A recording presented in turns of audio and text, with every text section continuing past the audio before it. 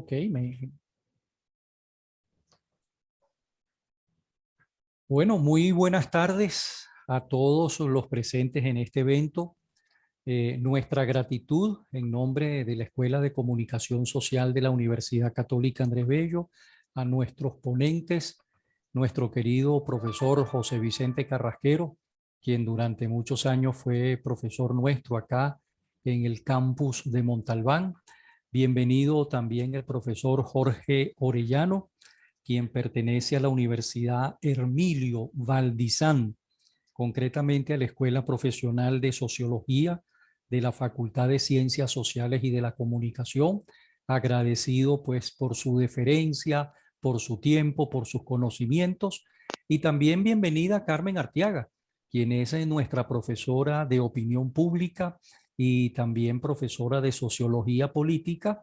Y bueno, se ha encargado últimamente de ejecutar un programa de internacionalización, invitando a destacados ponentes en diferentes eventos vinculados con nuestro país y por supuesto con la América Latina.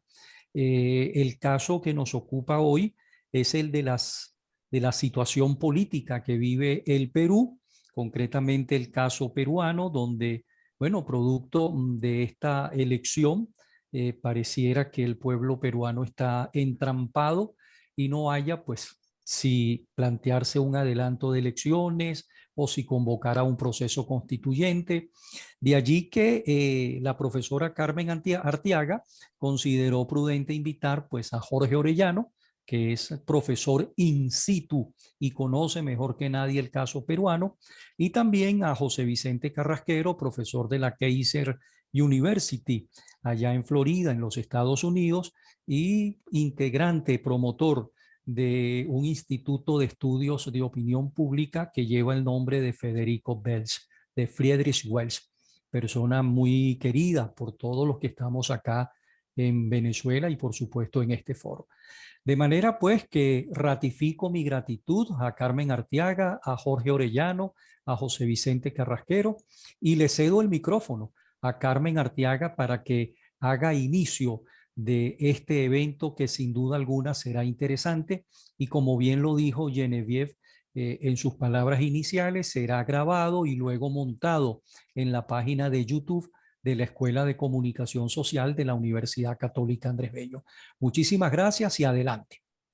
Muchísimas gracias, profesor Elías. Igual saludo nuevamente a los profesores invitados, a Vicente Carrasquero y Jorge Orellano. Y también le doy la más cordial bienvenida a nuestros asistentes. Bienvenida María José, Mariana, Stephanie. Encantada de que estén por aquí. Igualmente Gabriel, Gilberto. Y un saludo bien particular al profesor Germán Guía de la Universidad Simón Bolívar, ¿no? Para entrar en materia, pues a mí me pareció que es interesante hacer una videoconferencia sobre la situación política del Perú, porque tiene bastante relación o incidencia con lo que puede hacer la política nacional como país miembro de la región. El caso de Perú es bien interesante, porque como les decía a mis estudiantes la semana pasada, casi todos los presidentes del último medio siglo peruanos están en la cárcel o solicitados, ¿verdad? Con órdenes de detención, los que no están en la cárcel, o están muertos, ¿no? Y esa es la situación de todos y cada uno de los previos presidentes a Pedro Castillo, ¿no? Y en el caso de Pedro Castillo, pareciera haber comenzado con mal pie su gobierno, que apenas lleva un año. Entiendo que él fue elegido, me corregirán los profesores Jorge y José Vicente, fue elegido en el año 2021, creo que no lleva ni un año de mandato, y ganó por una diferencia de menos de 1%, ¿no? Menos de lo que le sacó Maduro a Capriles, podríamos decir, hace 10 años. Y en este casi año que lleva el gobierno se ha caracterizado, bueno, primero que nada por una ausencia de liderazgo, ¿verdad? Por muy poco carisma, con una relación bastante tensa con la prensa, y carga sobre sus espaldas pues esas acusaciones de ser simpatizante o estar asociado con Sendero Luminoso, ¿no? Además, desde que tomó pues, el poder, desde que se juramentó, Pedro Castillo ha sobrevivido a, creo que al menos 2 solicitudes de vacancia.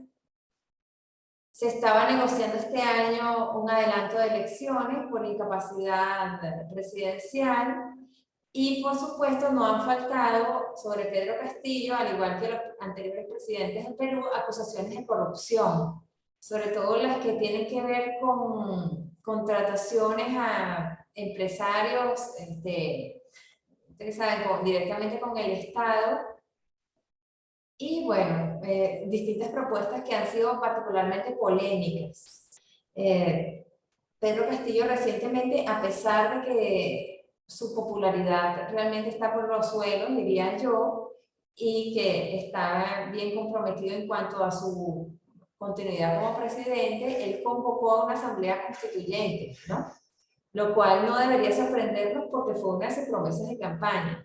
Y aquí cabría preguntarnos si lo que estamos viendo en Perú es un proceso equivalente al de Venezuela y el que hemos visto en otros países, donde algún liderazgo de fuerzas políticas progresistas o de izquierda llegan al poder vía las elecciones y luego pues convocan una asamblea constituyente que altera lo que sería el orden constitucional en Perú, en ese país, ¿no? Como ha pasado en otros países. Entonces, bueno, al respecto nos gustaría escuchar lo que tengan que decirnos los profesores Jorge Orellana y José Vicente. Y bueno, y dado que el profesor Orellana está en Perú, podríamos comenzar con él. Adelante, profesor Orellana. No sé si esta introducción fue lo suficientemente ilustrativa de la situación en Perú y esperamos que usted pues, nos ilumine al respecto. Gracias. Excelente, excelente. Gracias, gracias. Bueno, quiero iniciar agradeciendo a la profesora Carmen Arteaga, al profesor Elías, por la organización y la invitación a participar en este importante encuentro, ¿no? También agradecer a la Escuela de Comunicación de la Universidad Católica. También importante toda esta iniciativa de conocer diferentes puntos de vista sobre temas que nos den una visión, unos contrastes, del cual podamos derivar aprendizajes y todo esto, ¿no?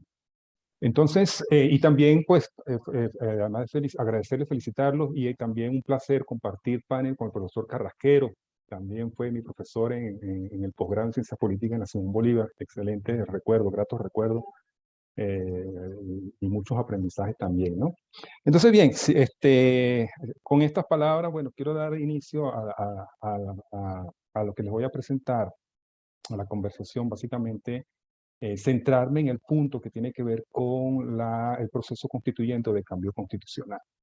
Porque efectivamente, como lo señala la profesora Carmen, hay muchos aspectos que coinciden o que han estado presentes o que ya Venezuela en su propia experiencia lo ha vivido, ¿no? De hecho, muchas veces uno puede decir que en algunos aspectos hay ciertos paralelismos, inclusive hay lenguajes similares, hay semánticas similares, ¿no? En los textos constitucionales, en ciertos rasgos de la opinión pública también, ¿no?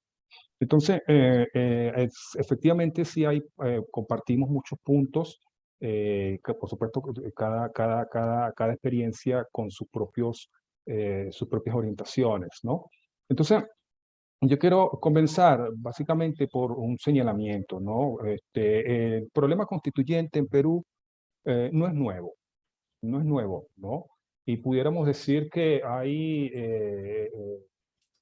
un tiempo casi similar al de Venezuela en cuanto a los problemas constitucionales se refiere.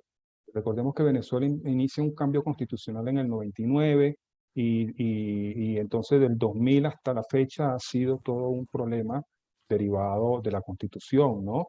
Hay estudios como el del profesor Julio César Toro, por ejemplo, que ha hecho importantes trabajos sobre esta experiencia, ¿no? Y en el caso de Perú también, porque precisamente Fujimori cae, el régimen de Fujimori cae en el 2000 y ya inmediatamente cae Fujimori, se plantea la necesidad del cambio constitucional, ¿de acuerdo? Entonces, no es nuevo la propuesta de cambio constitucional. Voy a presentar entonces algunos aspectos, conversar sobre algunos aspectos que nos parecen claros. ¿Qué es lo que hace que la Constitución de 1993, que es la que está vigente en Perú, sea objeto de una propuesta, una sugerencia de cambio de fondo, ¿no? El primer elemento tiene que ver precisamente con su origen, y es que la Constitución del 93 surge en el contexto del golpe de Estado que da Fujimori en el 92. De tal manera que, en el 93, perdón, de tal manera que la Constitución del 93 se interpreta como una fórmula para darle piso jurídico y constitucional a la dictadura. Al igual que se vivió en Venezuela en el 99, recuerden que Venezuela inicia un proceso constituyente a través de una figura que no está contemplada en la Constitución, que no estaba contemplada en la Constitución del 61, que fue la Asamblea Nacional Constituyente. Pues en la Constitución del 79, de 1979, que era la que estaba vigente al momento que Fujimori da el golpe de Estado, tampoco existía esa figura de la Asamblea Constituyente, ¿no? De tal manera que desde su origen, la Constitución del 93 es problemática, porque surge bajo una fórmula que no está contemplada en la Constitución del 99, surge porque en asociación a un régimen dictatorial, ¿no? Y además de todos los problemas que se vivió en Perú con Fujimori, los fenómenos de corrupción, violación a los derechos humanos, todo este problema, el sesgo también, dicho sea de paso, neoliberal, para bien o para mal, que también se le cuestiona, ¿sí? Entonces hay una serie de problemas que ponen en cuestionamiento la Constitución del 93. Caído Fujimori, inmediatamente pues se plantea la posibilidad de volver a la Constitución del 79, en algunos casos introduciendo algunas actualizaciones contempladas en la Constitución del 93, ¿no? Además de esto, pues también la Constitución del 93 se acusa mucho, y esto se parece también a los problemas que enfrenta Venezuela, que la Constitución del 93 debilita los órganos, los poderes del Estado, el legislativo, el judicial, y fortalece el poder ejecutivo. Fíjense que también en la Constitución del 93 se pasa de un Congreso, un poder legislativo bicameral, a un poder legislativo unicameral, ¿no? Se quitan algunas prerrogativas del Poder Judicial en cuanto al control del Poder Ejecutivo, y hay una serie de problemas ahí. También, y esto es una de las razones por las cuales se descarta un poco en la opinión pública y en ciertos líderes políticos y analistas la fórmula constituyente, porque ya Perú lo vivió en el 93, ¿no? Y también en analogía al caso venezolano. Fíjense que lo que pasa en Perú, se hace una figura como el Congreso Constituyente Democrático, que así fue que se llamó la figura constituyente. Y asume funciones, y este Congreso Constituyente, empieza una serie de conflictos con los poderes instituidos. Fíjense, con el mismo argumento que pasa en Venezuela. Con el argumento de la reforma judicial, el Congreso Constituyente interviene el Poder Judicial, se destituyen magistrados del Tribunal Constitucional, se destituyen fiscales, ¿no? Se le quitan competencias bueno, ya el Congreso estaba abolido por el golpe de Fujimori. Entonces, hay una serie de problemas que ya el Perú lo experimentó y lo tiene en realidad muy fresco, ¿no? Y por eso es el rechazo, en cierta forma, a esta fórmula de la Asamblea Nacional Constituyente.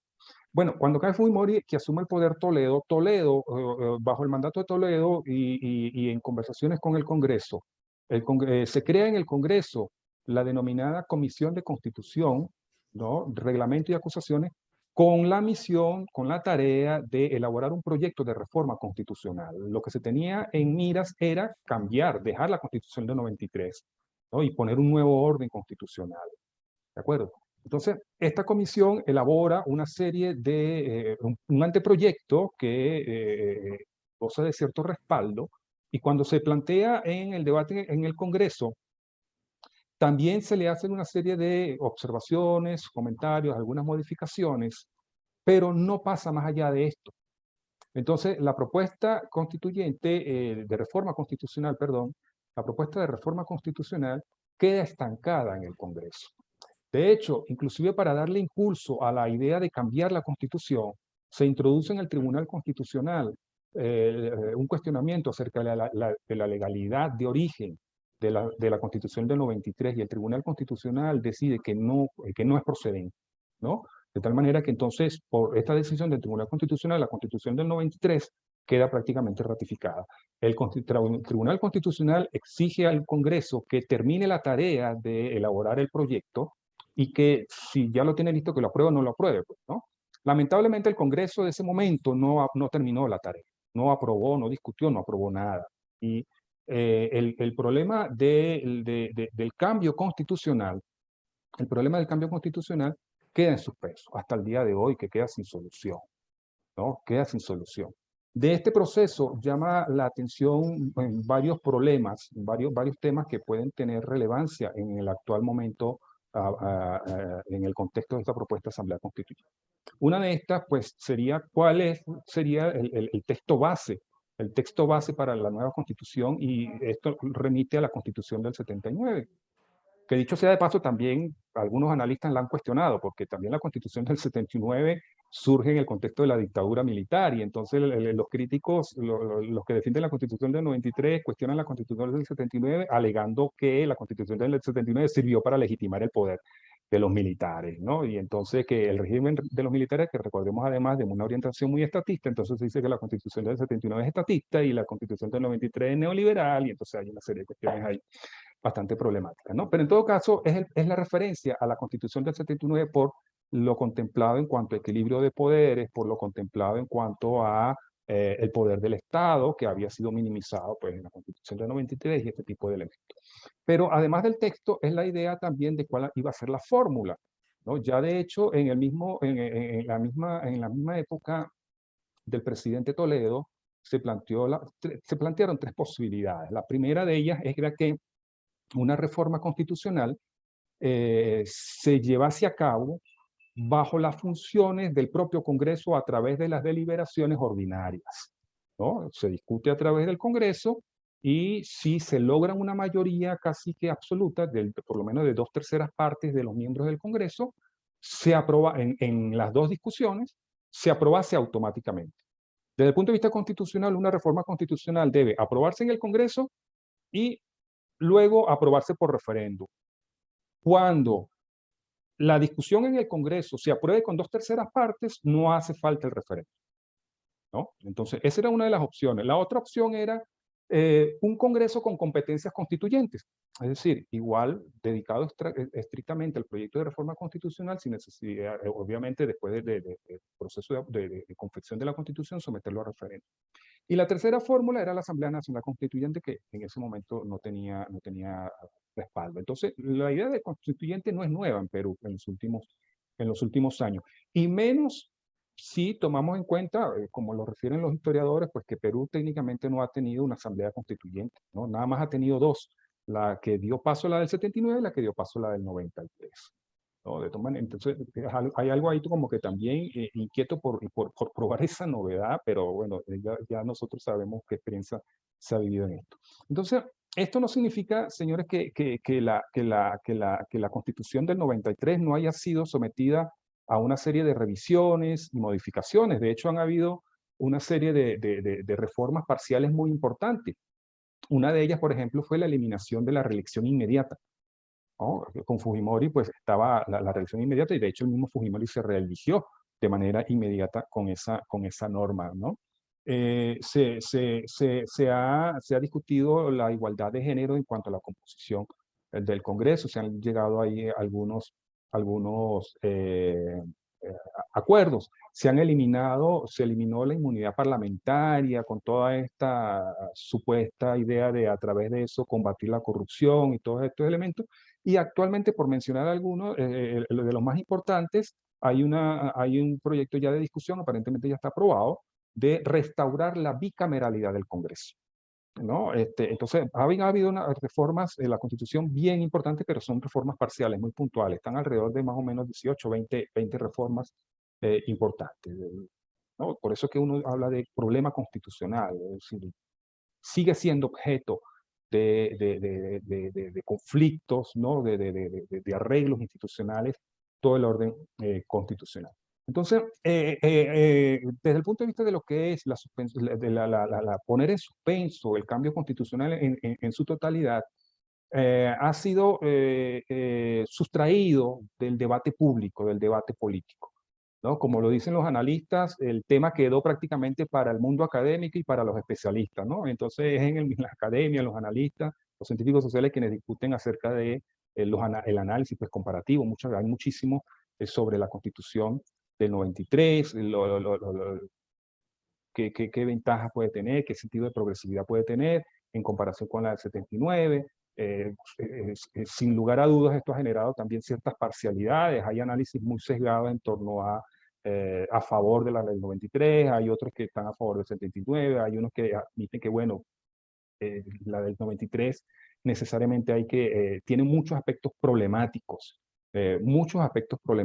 ¿no? Que tiene que ver por ejemplo, el fundamento de casi que intocable de las negociaciones, los contratos ley, ¿no? Los contratos ley, que son las concesiones que se dan a las empresas explotadoras de los recursos naturales, pero que ya una vez otorgado no se puede modificar absolutamente por nada. Si uno lo quiere ver en contraste en Venezuela, recordemos, por ejemplo, que en Venezuela cuando entregan las concesiones petroleras, sin embargo, el Estado puede modificar las leyes y a partir de ahí lo que se ha denominado maximizar la renta, ¿no? Entonces, esa dinámica no se puede hacer aquí en Perú.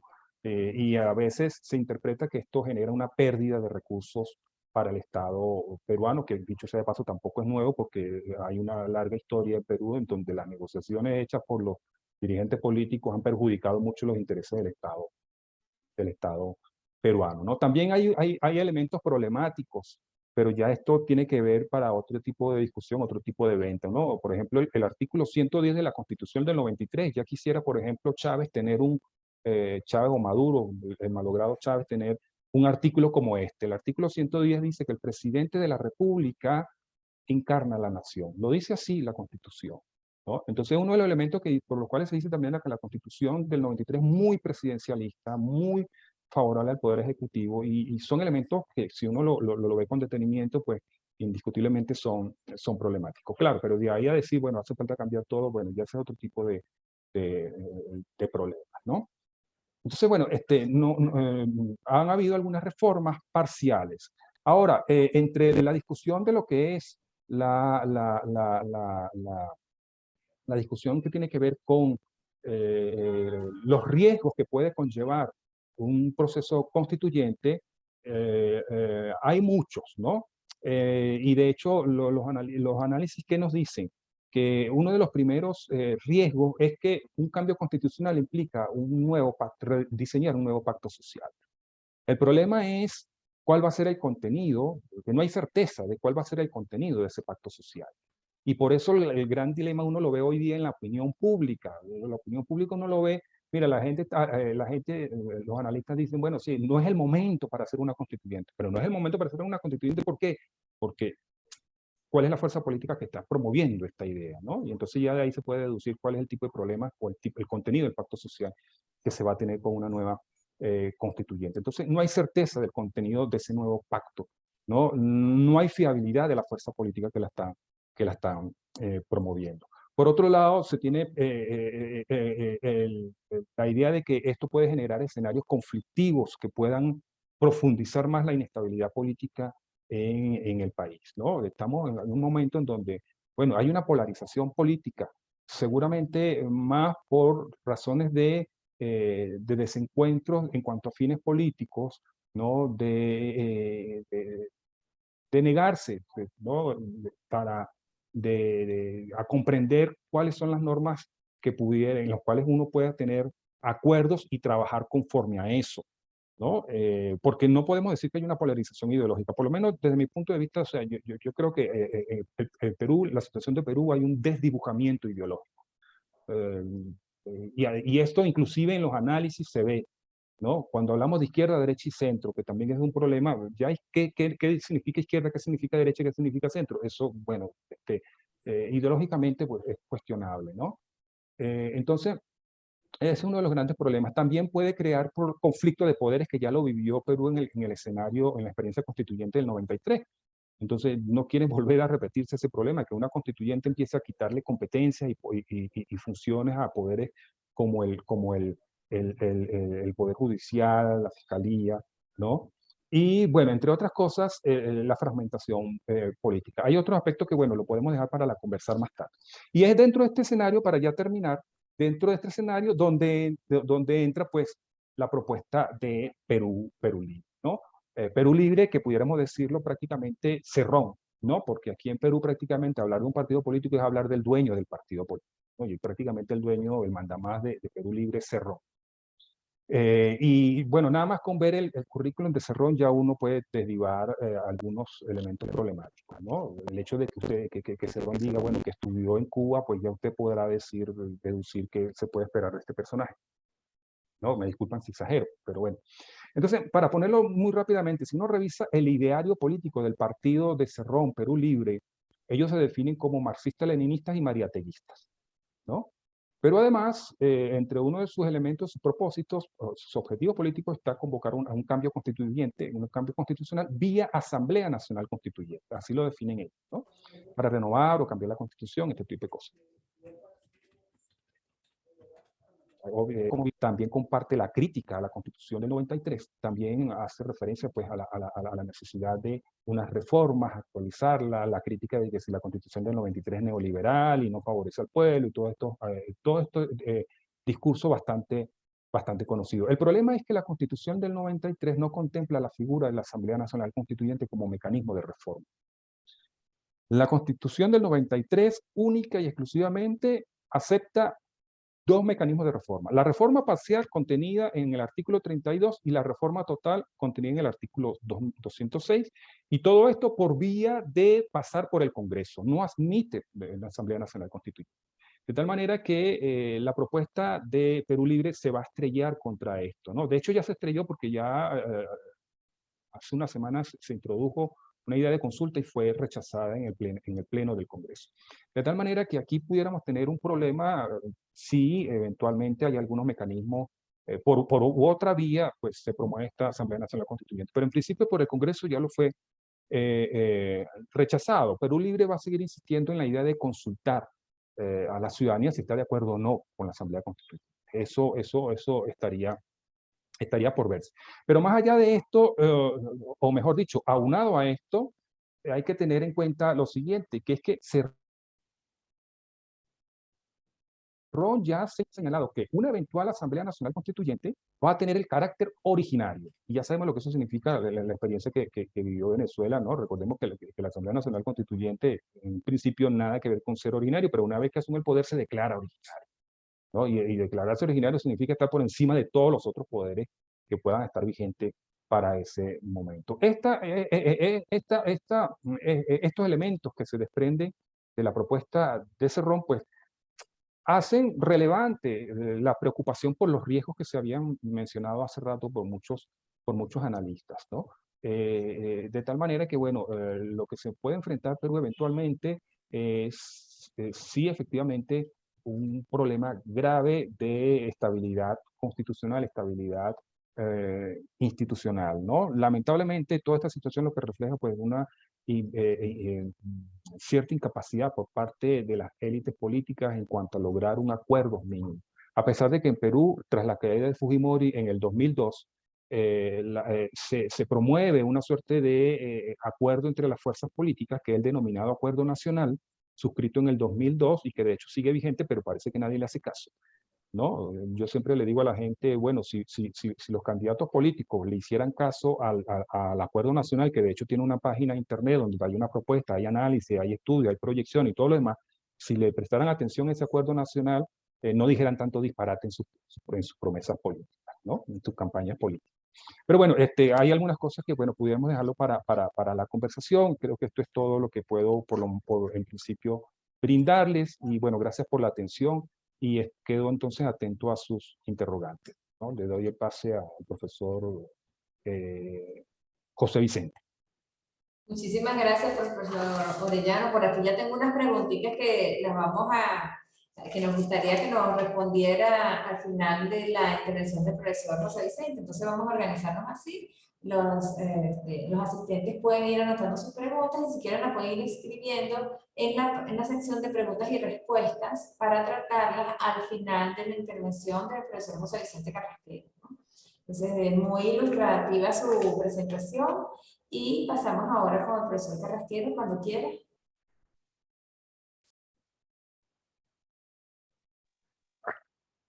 Primero activar el micrófono porque si no, no iban a escuchar. Bueno, nuevamente, Carmen y Jorge, agradecidos por la invitación, el profesor Quijada. Estamos en Perú en lo que es una continuación de lo que algunos autores han llamado la franquicia cubana. En 1998 comienza en Venezuela la creación de ese experimento de tomar los países a través de mecanismos distintos de la invasión que intentó Cuba en Venezuela por ahí en comienzos y mediados de los años 60, esa participación violenta de Cuba en guerras africanas, en Siria, ese utilizar el ejército parece que no le sirvió mucho a Cuba, y entonces comenzó con Venezuela la creación de un proceso que después fue franquiciano, que es el proceso constituyente venezolano de 1999, que deriva de la constitución del año 99 y que luego se trata de exportar tal cual a Bolivia, a Ecuador, a Nicaragua. En Perú se han hecho varios intentos sin éxito. Chile es parte de ese intento de ir cambiando constituciones. En Honduras no tuvieron tanto éxito. En todo caso, lo que queremos poner de bulto es que este proceso constituyente es parte de una política, si se quiere, internacional, global, del Foro de Sao Paulo, que busca ir generando mecanismos en distintos países a través de los cuales ejercer y hacerse de poder. Y lo primero que buscan es, a través de una Asamblea Nacional Constituyente, que por lo demás tiene su origen en el voto, no es que se va a nombrar a 10 constituyentes, ellos son una elección, un proceso que traduce el voto, que es la expresión más potente, más fuerte de la opinión pública, en un poder que se delega sobre una Asamblea Nacional Constituyente para crear una nueva constitución. En el caso peruano, sin mucha vuelta, el objetivo de Cerrón es destruir la institucionalidad peruana. Por cierto, una de las institucionalidades con más abolengo de las Américas, hay que recordar que en Lima estuvo situado el gran y potente virreinato del Perú, una cuestión poderosísima, riquísima, que generó ahí toda una institucionalidad en la que participaba la Iglesia y participaba el Reino de España. Y esa institucionalidad, bueno, fue de alguna manera moldeando el país, y como diría la profesora Arteaga, en la historia del Perú no empieza con su independencia, ¿no? Hay un proceso detrás ahí en el nacimiento de la República y de ese virreinato que de alguna manera ha traído a esta institucionalidad que Cerrón y Castillo quieren demoler. ¿Por qué quieren ellos demoler esta institucionalidad? Bueno, básicamente porque si bien es cierto que la Constitución de 1993 es altamente presidencialista, esa misma Constitución con sus modificaciones lo que ha permitido que en los últimos, yo no sé cuántos mandatos, ningún presidente del Perú haya terminado su periodo presidencial. Y eso para un presidente que tiene una agenda evidentemente socialista, se hace inviable, se hace imposible, y de ahí que irse por el camino a la constituyente sea tomar el remedio que proponen los otros socios, que seguramente están poniendo recursos para esto. Eh, Algo que quiero decir de la constitución de 1993, que creo que el profesor Orellana no mencionó, es que esa constitución altamente presidencialista es producto de la popularidad de Fujimori en ese momento. El golpe del 92, ese golpe a la institución, a una institución anquilosada, a una institución corrupta, a una institución que trancaba cualquier procedimiento, le dio a él una gran popularidad y bueno, básicamente se le entregó una constitución a su medida, esa constitución presidencialista donde había la reelección. Lastimosamente, Fujimori eh, dejó que eso se fuera con este endiosamiento del poder, con este poder que de alguna manera está siendo corrupto, no querido y este tipo de cosas, ¿no? En ese sentido, la Constitución de 1993 tiene también una fortaleza, y es que le dio al Perú algo que tenía varios años buscando, que fue estabilidad económica. Acércate al micrófono. El micrófono, el micrófono lo tengo puesto aquí. ¿Se oye mejor, ¿no, Elías? Quizás tengo que hablar más alto, ¿no? Entonces, les estaba diciendo que la estabilidad económica se deriva de la imposición, de la puesta en marcha de la Constitución de 1993, es también un respaldo que hace que, según Ipsos, solamente 8%, sí, estoy tratando de hablar un poco más alto, eh, eh, eh, que la... eh, eh, que la Constitución de 1900, perdón, que solamente un 8% de la población vea con cierto ánimo el asunto de escribir una nueva Constitución. Entonces, dicho todo esto, y para ir puntualizando y no hacer muy larga la participación y no repetir eh, lo que dijo el profesor Orellana, es evidente que Perú es una tarea pendiente para el Foro Sao Paulo. No es el primer intento de cambio de la Constitución de 1993. El asunto es que tratar de cambiar una constitución con una alta polarización de grupos más o menos equivalentes en cuanto a su fuerza electoral es sin duda alguna una dificultad, este, y pone en entredicho entonces la utilización del poder del pueblo con una racionalidad que nadie sabe de qué viene acompañada. La gente piensa que si la racionalidad es la de Cerrón, entonces vamos a estar hablando de una constitución muy parecida a la de Venezuela, Bolivia, elecciones infinitas para mantener a los presidentes en los cargos, un poder todavía mayor del presidente de control sobre las instituciones, y esa cuestión se vuelve un asunto inaceptable, ¿no? Es evidente que una Asamblea Nacional Constituyente es un arma demasiado potente ante la que las mismas instituciones van a poner reparo. Y van a poner reparo básicamente porque están ellas en cuestionamiento.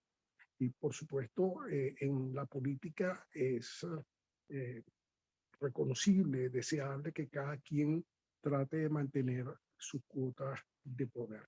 El equilibrio de poderes que hay en Perú en este momento pareciera, según lo que hemos venido observando, estar desequilibrado hacia el poder legislativo, vista la presencia de distintos grupos que terminan siendo más grandes que el partido en el poder. Puede eso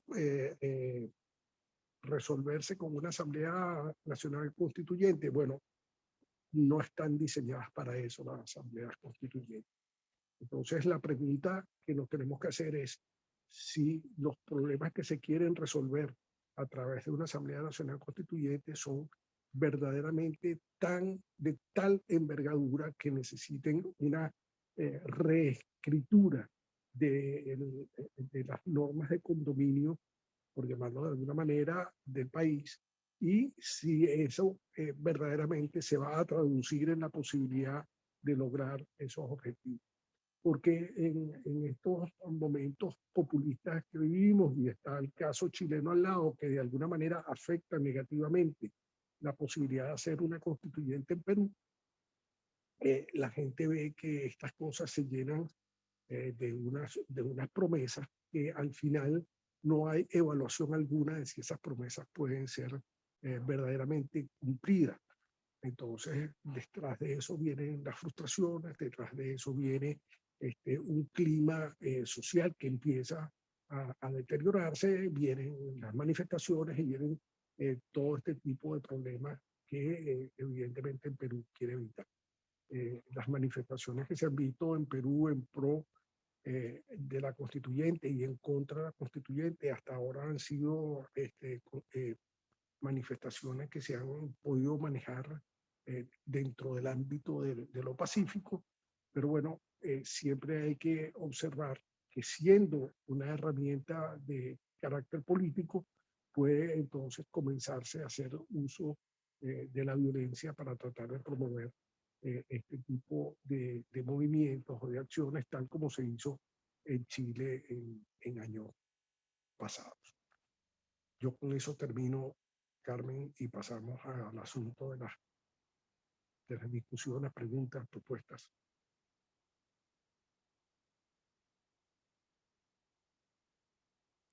Muchísimas gracias, profesor Carrasquero. Yo creo que puso sobre la mesa la otra variable importante respecto a la situación política del Perú, y es la vertiente internacional, ¿no? O regional.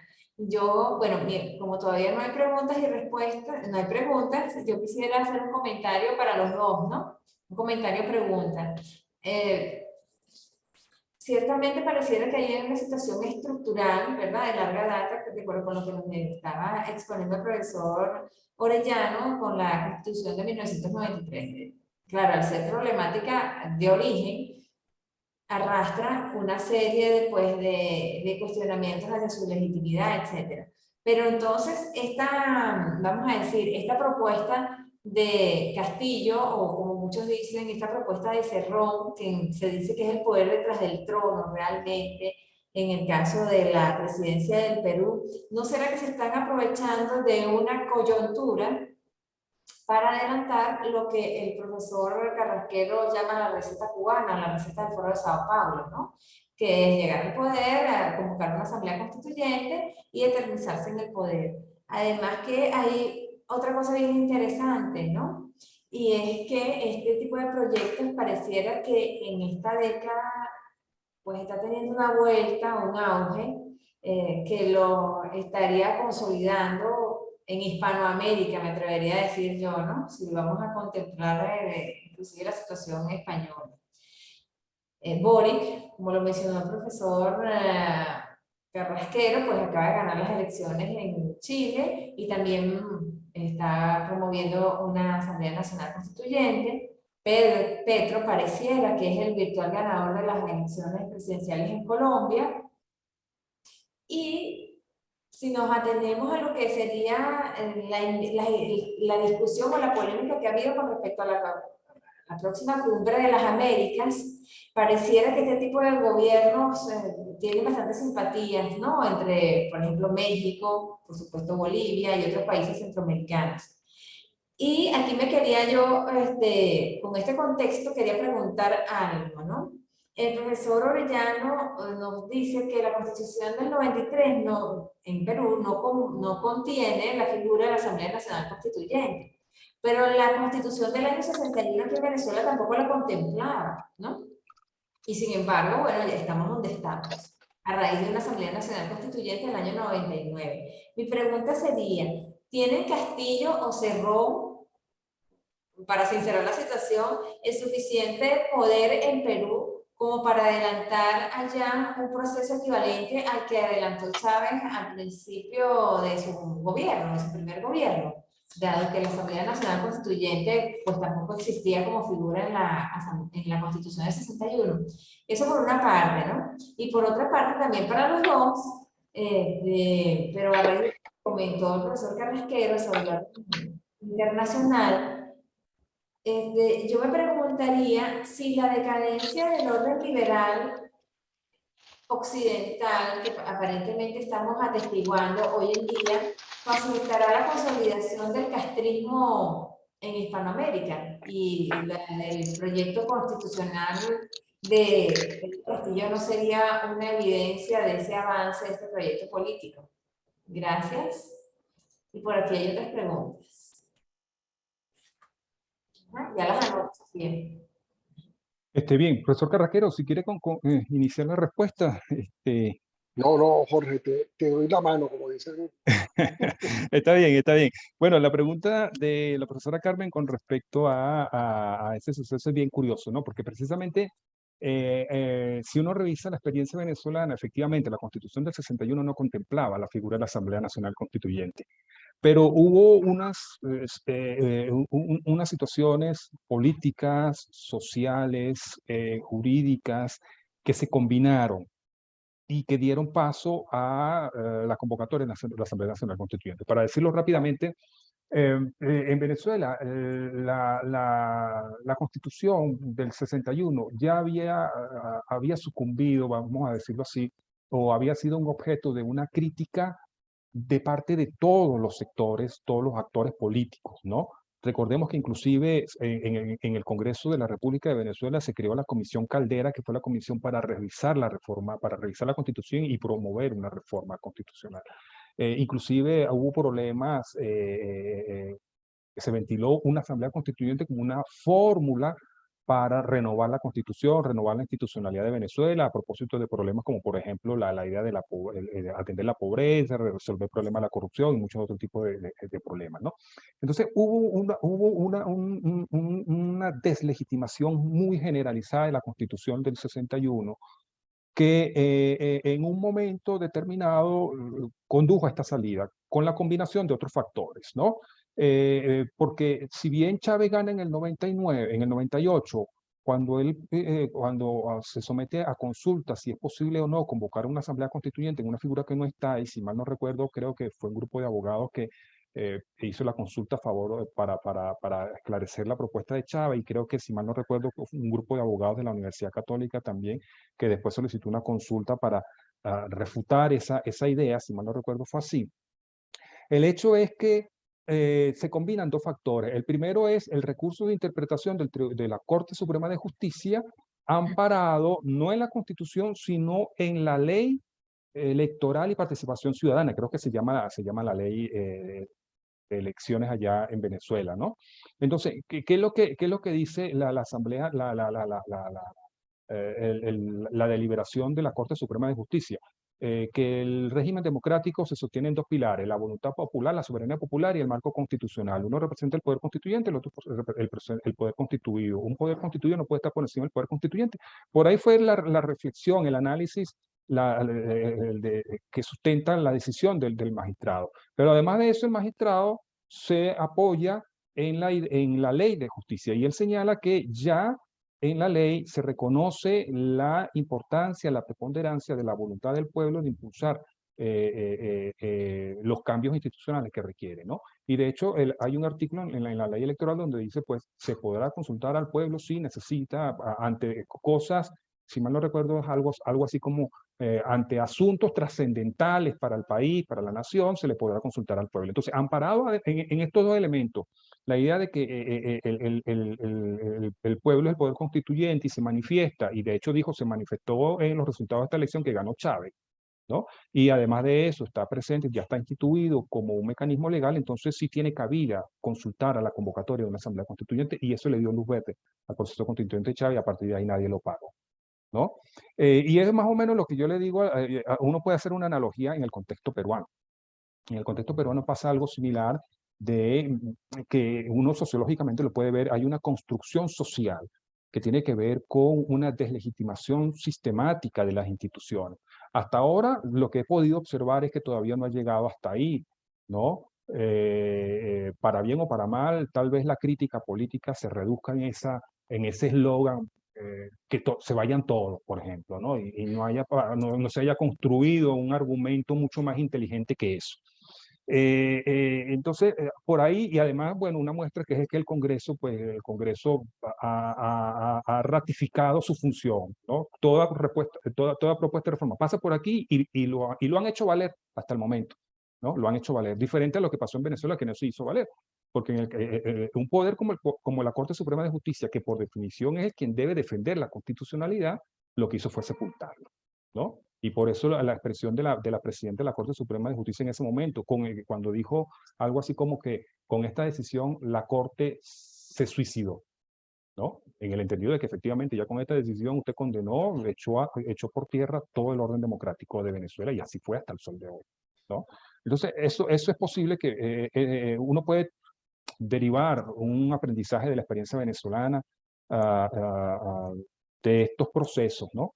Hasta ahora en Perú no ha habido así, y como bien lo señala el profesor Carrasquero, sí, todavía la Asamblea Constituyente no tiene un respaldo amplio en la población, ¿no? No lo tiene.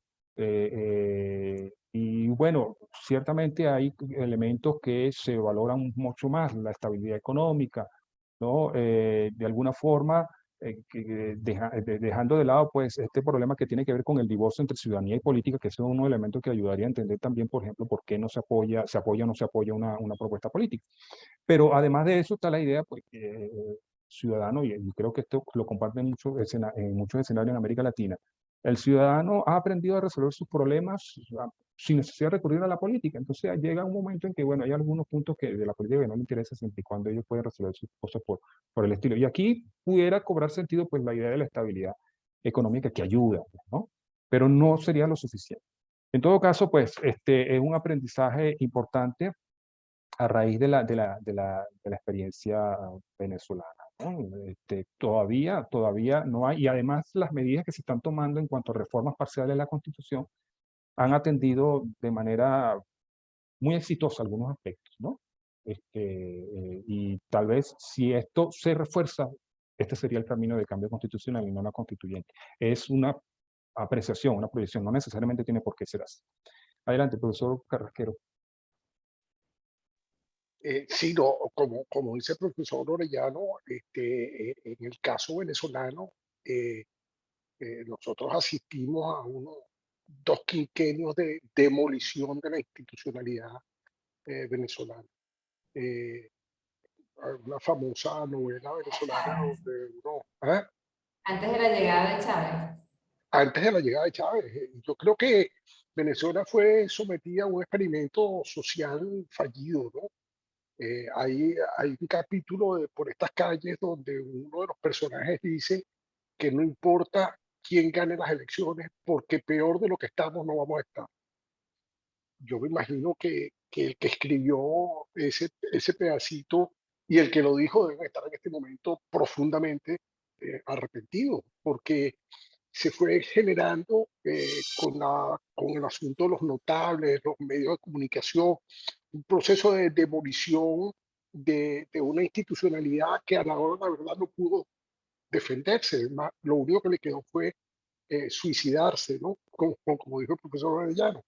Entonces, este, el caso venezolano tiene esa particularidad que quizás la pueden tomar prestado países muy pobres como Nicaragua o Bolivia, pero no es el caso de Chile, por ejemplo, donde todavía esa constitución tiene que pasar por una aprobación de la gente. Ya, como dijo el profesor Arellano también, en Chile, en Perú hubo un rechazo a la iniciativa que tomó Castillo con su gobierno de proponer una asamblea constituyente. Entonces, la institucionalidad es la que de alguna manera termina poniendo coto a los asuntos.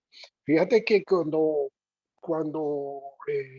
Chávez monta la Asamblea del 99 y hace esto que él llamó la relegitimación de los poderes, se conservó ahí un Tribunal Supremo de Justicia que él terminó de liquidar cuando después de los sucesos de febrero, de abril de 2002, los magistrados dijeron que lo que había habido en Venezuela había sido un vacío constitucional. Entonces los llamó plastas. Y entonces, bueno, ahí movilizó cielo y tierra para ver cómo hacía para crear un Tribunal Supremo de Justicia a su imagen y semejanza, ¿no? Ese Tribunal Supremo de Justicia que separó que fue lo que cantaron ese día, Chávez no se va, estas sopetadas que uno dice, bueno, entonces, ¿en qué clase de país caí? El problema de Venezuela fue ese, una institucionalidad demolida. Ese es el caso de Perú. Bueno, hay esfuerzos por demoler la institucionalidad que no sé qué tanto éxito están teniendo. No creo que mayor éxito porque nuevamente la movilización alrededor de un proceso constituyente no es, por ejemplo, lo que pasó en Chile en años anteriores, que fueron estas protestas en las calles bastante feroces, una violencia desatada, que bueno, si es que tenemos que modificar la Constitución, vamos a modificarla. Pues. Bueno, ese asunto son las cosas que hay que evaluar con la suficiente eh, eh, agudeza, ¿no? Para no caer en las trampas. En el preámbulo de la Constitución de los Estados Unidos está previsto el, el rebatir, el sacar, ¿no? De todas estas cosas. Pero bueno, entonces ese preámbulo hace más bien mención a las situaciones insostenibles, a las situaciones autoritarias, a las situaciones despóticas, pero no a las situaciones de carácter social, de que si hay inflación, que si hay este tipo de cosas, ¿no? Yo creo que como tú bien dices, Carmen, la copia sale de ahí. El asunto es si las condiciones iniciales son iguales y entonces puedes llegar al mismo resultado. Ecuador hizo un cambio en la constitución y Correa gobernó pero terminó saliendo. En Nicaragua el tipo parece una garrapata, para sacarlo de ahí. Me imagino que hay que esperar que venga la pelona, como decimos, ¿no? Y se lo lleve. Son situaciones que se van dando y creo que depende muchísimo de la institucionalidad que pueda reaccionar en cada uno de los países. Muchísimas gracias, profesora. La verdad que bien interesante su participación y siempre con otras preguntas, ¿no? Por aquí, Sofía Gómez pregunta, ¿qué ejemplo existe sobre alguna problemática de gran envergadura que amerite acudir a una constituyente, ¿no? Y esta pregunta es muy relevante porque en una muy penosa entrevista que le concedió Pedro Castillo a Fernando del Rincón, pues planteó su intención de ser la constituyente. Y cuando Fernando del Rincón le preguntaba, bueno, ¿para qué? Entonces, bueno, para el tema de los sueldos de los maestros y para arreglar las carreteras, que los agricultores no pueden traer los productos del campo a las ciudades, y además el tema de la inflación y el desempleo, Fernando del Rincón le respondía, pero esas son políticas de Estado que no ameritan un cambio constitucional. Entonces, ¿cuál sería un ejemplo, atendiendo la pregunta tan pertinente de Sofía Gómez? Y aquí hay un tema bien interesante que señaló el profesor Orellano, ¿no? Que es sobre el divorcio que hay entre la clase política y lo que es la sociedad. ¿Existiría alguna posibilidad de que la clase política se entregue al proyecto de Perú Libre, al proyecto de Asamblea Nacional Constituyente, desoyendo o descartando cualquier representatividad que pudiera tener el aliarse con este proyecto, Lo digo porque entiendo que en las últimas discusiones del Congreso ni siquiera dejaron entrar a la prensa, eh, y la sociedad en líneas generales no está siguiendo las negociaciones o los negociados, no sé cómo llamarlos, que se hacen dentro del Congreso peruano. Y además entiendo que se nombraron nuevos miembros del Tribunal Constitucional, si no entendí mal, con los votos de Cerrón. Cerrón le habría cedido alrededor de 15 votos a la tendencia mayoritaria. Entonces pareciera que hay unas negociaciones allí. ¿Será posible que producto de esas negociaciones se adelante este proyecto constitucional independientemente de la representatividad que pudiera tener? Eso por una parte, ¿no? Hablando del divorcio entre la sociedad y la clase política, y con respecto al comentario del profesor Carrasquero, de si será la pelorana que se va a llevar a los gobernantes que mencionó, ¿no? Está tan débil el orden liberal democrático establecido después de la Segunda Guerra Mundial que para salir de los dictadores hay que dejar que la naturaleza siga su curso. Estamos así tan débiles. Entonces, bueno, Bueno, bueno, Carmen, me voy ahorita a robar la mano yo. Adelante. Fíjate que el caso de Nicaragua es un caso verdaderamente lamentable, ¿no? Porque en Nicaragua hay una dictadura instituida que se disfraza y hace elecciones, pero donde el único que puede participar para ganar soy yo, y si otro quiere participar lo pongo preso. Ahí ya tú estás viendo un escenario totalmente corrompido, donde el dueño de la violencia, hay que recordar que el monopolio de la violencia reside en el Estado. El asunto es cuando el Estado está en las peores manos que pueda estar. Entonces yo tengo la violencia para mantenerme en el poder bajo los principios y criterios míos propios de un dictador. Entonces no voy a dejar que otro tenga posibilidad alguna, porque si en Nicaragua se hicieran unas elecciones de verdad, muy probablemente Ortega no seguiría en el poder. En Chile, el origen de este proceso constituyente innegablemente está en estas manifestaciones violentas, extremadamente violentas, inclusive suicidas, de ir a quemar servicios públicos y cosas de esas por el estilo, que, bueno, movilizaron a la clase política a decir, bueno, mire, o negociamos o estos tipos nos van a incendiar el país.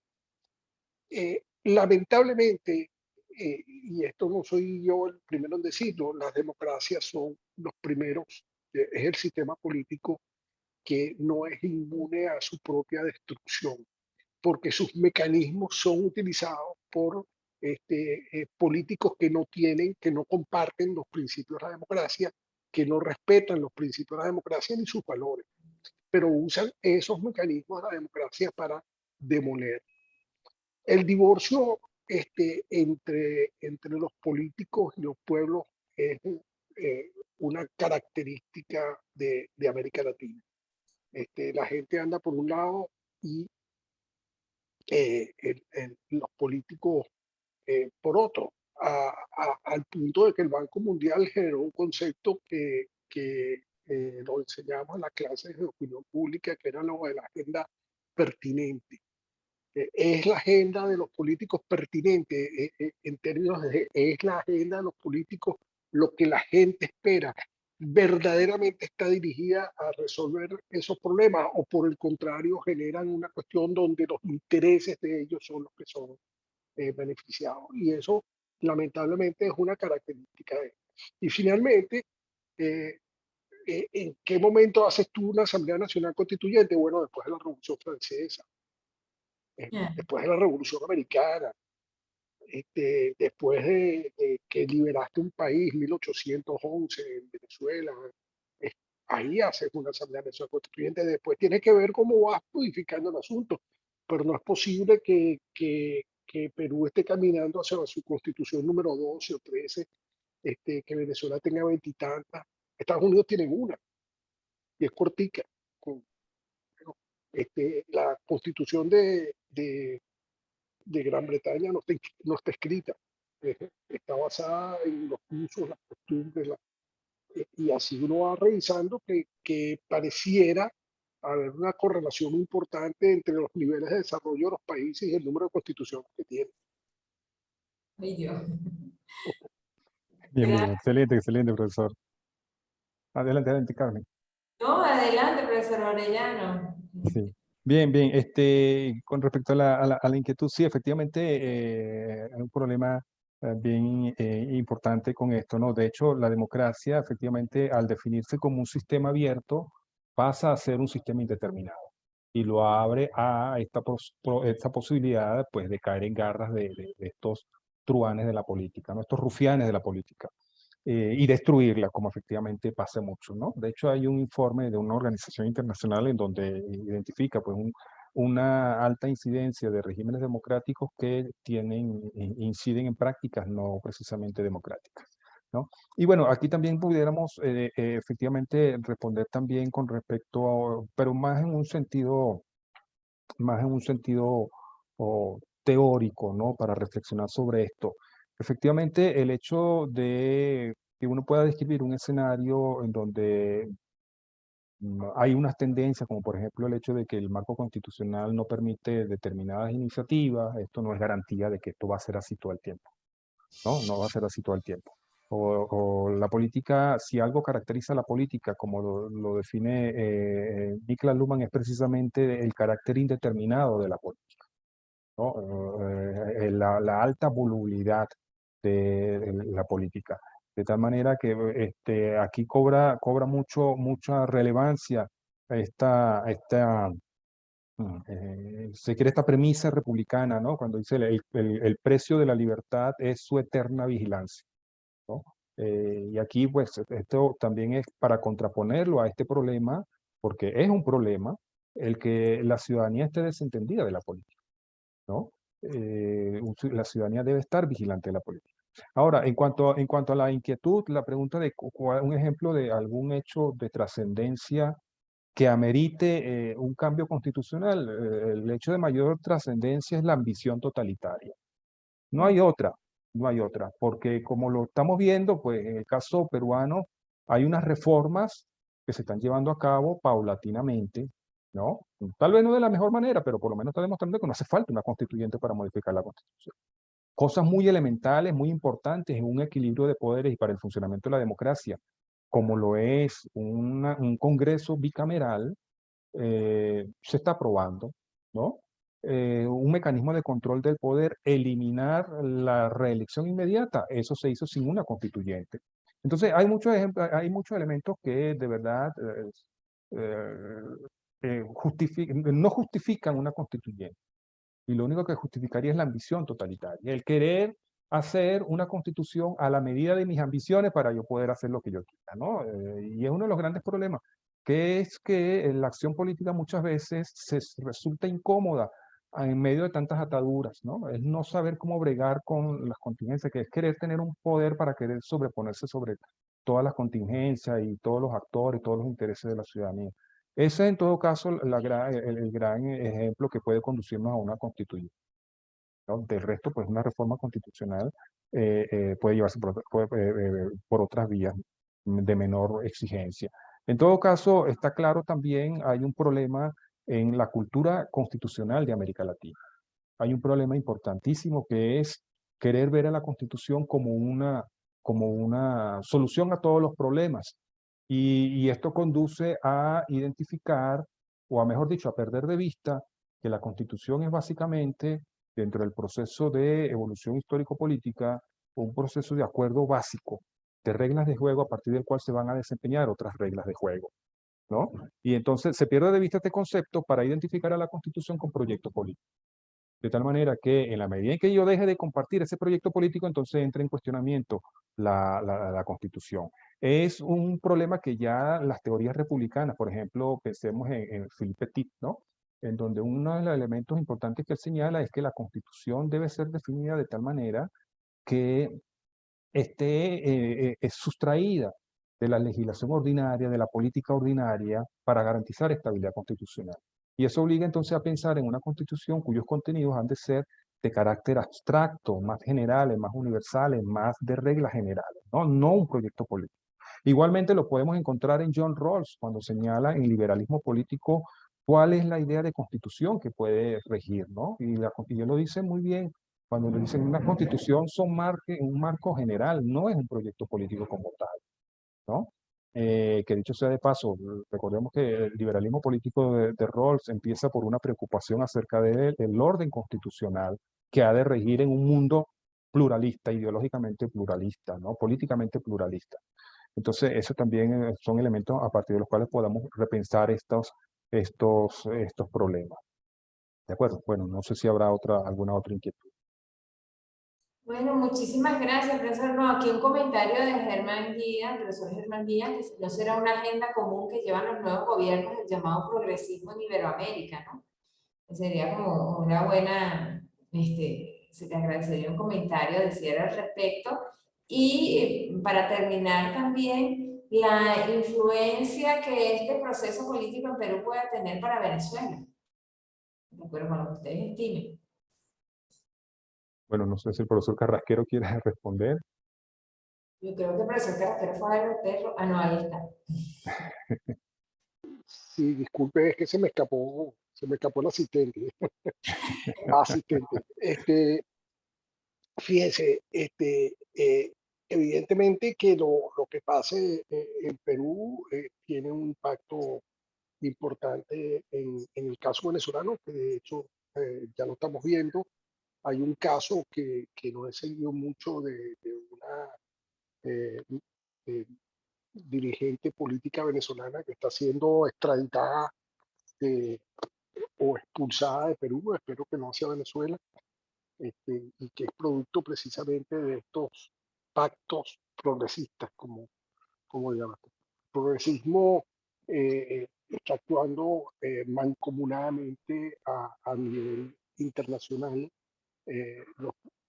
Los grupos liberales están haciendo poco o no se observa que estén haciendo un esfuerzo por cohesionarse de alguna manera para tratar de equilibrar estas acciones progresistas que estamos viendo, que por cierto no sé de dónde le viene, no sé si el término progresista es el que mejor se les puede adjudicar para identificarlo, porque en todo caso suelen ser retrógrados y suelen ser poco armados para, para avanzar, para tener visiones de futuro. Venezuela evidentemente tendría un proceso exitoso en Chile, exitoso en términos de que la Constitución lograra ser aprobada, un aliado más en ese eje Cuba, Venezuela, Nicaragua, Bolivia, que indudablemente lo que busca es imponer una forma de hacer y una forma de pensar casi que uniforme en todo el continente. Ojalá que los chilenos logren moderar ese asunto constituyente de forma tal que no trastoque lo que ha venido siendo quizás uno de los proyectos políticos más exitosos de la América Latina, que ha tenido en algunos momentos a Chile al borde de ser declarado país desarrollado. Y bueno, ya el Congreso peruano le puso un parado a este asunto, a la formalidad que había puesto el gobierno de Castillo en el asunto de avanzar en una asamblea constituyente, el asunto que Castillo o no se ha enterado o no quiere renunciar a ese asunto. Y Castillo está jugando el juego que tiene que jugar porque después de todo parece que tiene poco que perder. Todo lo pinta como un presidente efímero, como un presidente que va a poder hacer muy poco y en función de eso entonces es que él está actuando en eso, como el que, bueno, si pierdo, perdí, total, no tenía mucho que ganar en este asunto. Si gano, entonces me llevé el pote y empieza a funcionar la cuestión de una forma distinta. Esto para cerrar, fíjense que la última Asamblea Nacional Constituyente, esta que se aprobó en Venezuela en 2017, creo, fíjense que fue una una verdadera burda de los procesos constituyentes, porque era una Asamblea Nacional Constituyente que se abrogaba a sí mismo poderes constituyentes, pero estaba sometida a Maduro. O sea, ¿qué clase de proceso constituyente fue ese? Entonces, al final, el asunto lo que se convierte es una herramienta política que se devalúa, a la que no se le puede otorgar el verdadero poder que hay detrás de una acción política de semejante envergadura. Bueno, y acoto que de esa Asamblea Nacional Constituyente 2017, bueno, no salió una nueva constitución, pero salió la ley contra el odio que está ahí, ¿no? Sí, exactamente. También, Que también. por cierto, es clásica de los gobiernos progresistas. Sí, la legislación sobre las pasiones. Muy bien, Bueno, muy bien. Sí, bueno, no, gracias al profesor Germán por la inquietud, ¿no? Sí, bueno, efectivamente, uno lo que puede observar en América Latina en los últimos años, que algunos han llamado un giro a la izquierda, ¿no? Uno puede llamarlo más bien un giro a la complicidad, ¿no? Gobiernos que están claramente conscientes de las fechorías que se cometen, pero se desentienden de esto bajo el argumento de no intervención en los asuntos internos, de la soberanía, de la voluntad popular o de la única voluntad que ellos quieren ver, que son los simpatizantes de ellos, ¿no? Por eso el concepto restrictivo de pueblo, por ejemplo, que aplicó el chavismo y que sigue aplicando el chavismo, ¿no? Que conduce a políticas discriminatorias, lamentablemente, ¿no? Entonces, eso es uno de los grandes problemas en esta tendencia en América Latina en los últimos años. Juega un papel importante antes que contribuir al fortalecimiento de las instituciones, contribuye a un debilitamiento de las instituciones, ¿no? Y aquí, dicho sea de paso, para retomar uno de los puntos a favor, bueno, a favor, pero no exactamente, pero sí un elemento que se decía, que se llegó a plantear, ¿no? De por qué cayó Fujimori y cambiamos la Constitución del 93, restauramos la del 79. Una de las razones era que si no lo hacemos, pues estaríamos legitimando que cualquier gobierno nos dé un golpe de Estado y ponga su propia Constitución, ¿no? Entonces hay un desprestigio, hay un llamado de atención acerca de la importancia de lo que son las instituciones. Lamentablemente, nuestros países, por lo menos en la mayoría, se ve un desprecio a las instituciones. Recordemos que en Venezuela, por ejemplo, el hecho de que el comandante golpista agarre la Constitución y le diga la bicha, ¿no? Cuando eso es la Carta Magna, ¿no? O la magistrada de la Corte Suprema del Tribunal Supremo de Justicia, cuando, no sé si acuerdan, cuando murió Chávez, y entonces, antes de que muriera, que estaba enfermo o algo así, entonces que según la Constitución tiene que juramentarse ante el Congreso, ante la Asamblea, y como estaba enfermo no podía ir a la Asamblea, y la Asamblea decía, mira, eso es lo que dice la Constitución, tiene que juramentarse a la Asamblea, si no se juramenta entonces no está asumiendo el cargo, no sé si lo recuerda. Y las palabras ¿Cómo? de la magistrada del Tribunal Supremo de Justicia, ¿cuáles fueron? Lo que dijo es que lo que dice la Constitución es un mero formalismo, ¿no? Eso fue lo que dijo. Entonces podrán imaginarse cuál es la valía que tiene con respecto a las instituciones. Hay un desprecio en las instituciones generalizado, desgraciadamente, por parte de las élites políticas, y a veces el ciudadano también se desentiende de eso y le afecta en sus condiciones de vida también, ¿no? Entonces, bueno, esto también para comentario, gracias al profesor Germán a propósito de su inquietud. Y bueno, con esto cerramos. Gracias a la profesora Carmen. Gracias, profesor José Vicente, también tomando datos de sus aportes. Gracias, Jorge, gracias. Bueno, yo creo que muchísimas gracias por su participación, de verdad, por haber aceptado esta invitación, a usted y al perrito también. Y bueno, si el profesor Elías y Genevieve quieren comentar algo, adelante.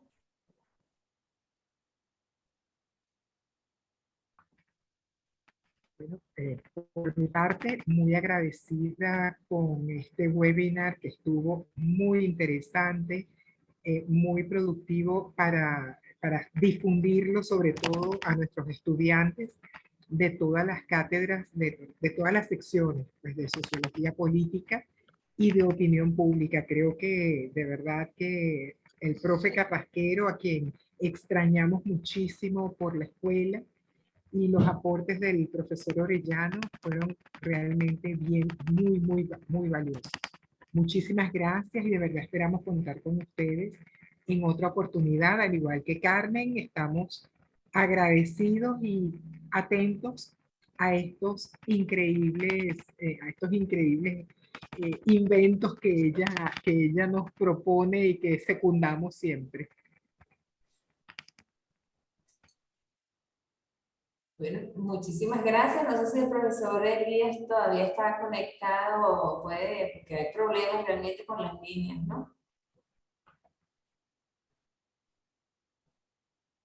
Sí, el profesor Germán Díaz agradece muchísimo. Ah, el profesor Elías está conectado pero sin micrófono. Entonces, bueno, no nos queda más que agradecerles y estar pendientes de las próximas videoconferencias. Una breve explicación. Aquí está tronando muchísimo y ella tiene un ataque de miedo, por eso porque se monta encima. Es que ese perrito, no sé qué sexo es, pero ese es un perro del imperio, porque eso debe ser un perro de aquí, del No, Parlamento. sabrá que ella es venezolana. Ah, sí. No, pues se aclimató muy rápido. Tiene que tener que no le tiene miedo a nada, pues. Los que andan por ahí. Sí. Entonces, bueno, muchísimas gracias y seguimos en contacto.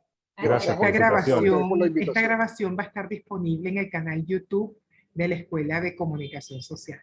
Así que feliz Vale, tarde perfecto. y nos despedimos de nuestros participantes y agradecidos, pues, nuestros ponentes y nuestra moderadora. Hasta luego. Hasta luego, gracias. Saludos.